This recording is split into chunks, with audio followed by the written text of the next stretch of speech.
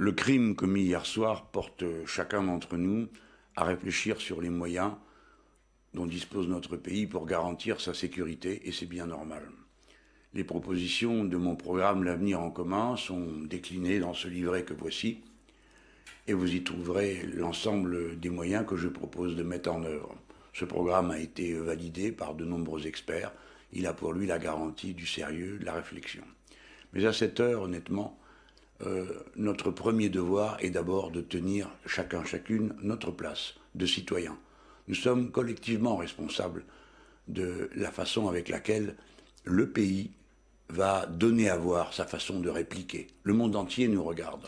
Nous sommes engagés dans l'élection la plus importante de notre vie démocratique, puisque c'est ce dont disposent les institutions de la Ve République.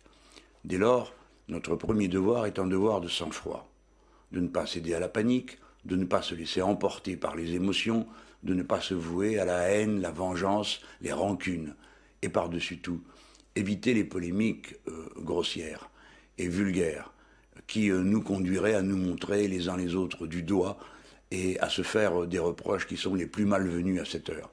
Les services de sécurité du pays, quels que soient ceux qui sont appelés politiquement à présider à ces destinées, font pour le mieux. Et ils sont efficaces, et ils obtiennent des résultats, et ils payent leur propre tribut à la lutte dans laquelle ils sont engagés. Et nous ne devons jamais le perdre de vue. Dans ces conditions, je souhaiterais, j'espère, que cessent les polémiques, notamment celles qui sont faites contre les responsables actuels du pays. Ce n'est pas cela qu'il faut faire, ce n'est pas cela qu'il faut donner à voir. Ce qu'il faut donner à voir, c'est notre unité et le fait qu'en aucun cas, quels que soient les moyens qui sont employés contre nous, nous ne cédons jamais. Nous n'avons jamais peur. Et en particulier, quand nous sommes engagés dans une élection, ce ne sont pas des meurtriers qui sont en état de l'interrompre. Nous ferons triompher notre cause en faisant triompher nos manières d'être, et donc en les poussant jusqu'au bout. Les valeurs républicaines commandent, exigent que l'on achève dignement cette campagne électorale, c'est-à-dire en annulant aucune réunion, aucune rencontre, d'aucune sorte. La démocratie est plus forte que tous réunis, et à la fin, bien sûr, c'est elle qui l'emportera, vous le savez aussi bien que moi. Dès lors, j'appelle mes amis à maintenir toutes les rencontres qu'ils avaient prévu d'organiser, notamment en fin de journée. Qu'ils les tiennent toutes sans exception. Et je vous appelle, vous qui m'écoutez, à vous joindre à eux pour faire la démonstration du fait que nous ne sommes pas intimidés par les tueurs. Et évidemment, dans ces rencontres, on aura soin d'avoir un mot pour ceux qui sont morts et de faire la minute de silence que le respect, qui est dû à ceux qui meurent pour nous, commande. Après quoi, on continuera à parler. Après quoi, on continuera à discuter. Et peut-être même parfois à discuter vivement, comme il le faut, dans une discussion normale, comme c'est le cas en France, chaque fois que l'occasion s'en présente. Ce dimanche, tout le monde le sait, tout le monde le dit. La configuration du deuxième tour, c'est-à-dire qui aura le droit d'y participer, va se décider à quelques milliers de voix. J'ai déjà connu dans le passé des élections où quelques voix ont changé la décision.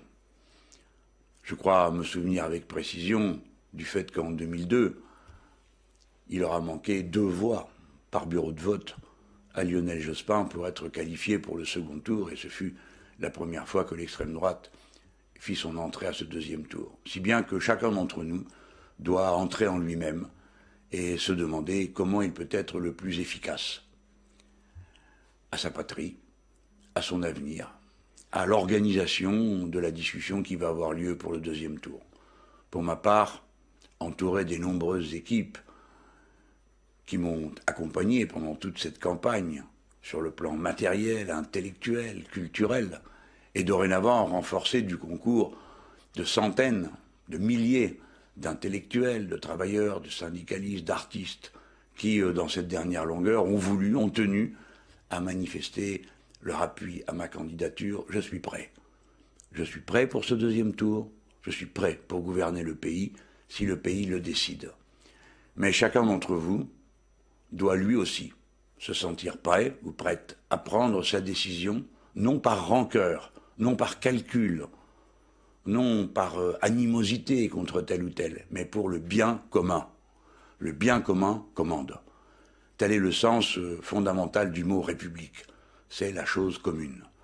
Et ne l'oublions jamais, chacun d'entre nous en est comptable, et demain, dans le bureau de vote, dimanche, il aura, avec son bulletin, en toute égalité avec tous les autres citoyennes et citoyens, dans le secret de l'isoloir, à se répéter « qu'est-ce qui est bon pour tous ?» Et alors, en suivant la feuille de route républicaine, liberté, égalité, fraternité, nous voterons et nous ferons la France de demain. Bon courage à vous les gens, réfléchissez bien.